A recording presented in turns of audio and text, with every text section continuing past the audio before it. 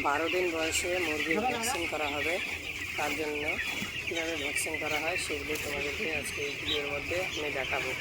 মুরগিগুলোকে প্রথমে একদিকে তাড়িয়ে নিয়ে গিয়ে এক সাইডে রাখতে হবে।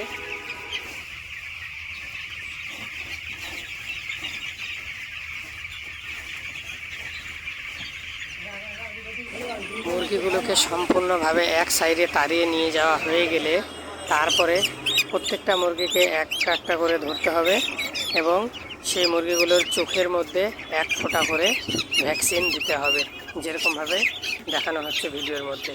এইভাবে করে দেওয়া হবে প্রত্যেকটা মুরগির চোখে। যদি কোনো মুরগির চোখ বন্ধ করে নেয় তাহলে সেই মুরগিকে নাকের মধ্যে ভ্যাকসিন দিতে হবে।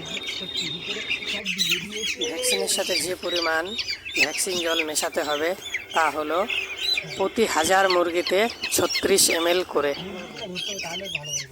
তো বন্ধুরা, তোমরা সবাই দেখতে পেলে যে কীভাবে করে ভ্যাকসিন করতে হয় এবং কতটা ভ্যাকসিন জল নিতে হয়। তো এই ধরনের ভিডিও পেতে আমাদের চ্যানেলের সাথে সবাই যুক্ত হয়ে থাকুন। ধন্যবাদ। সবাই ফলো করবেন, সাবস্ক্রাইব করবেন।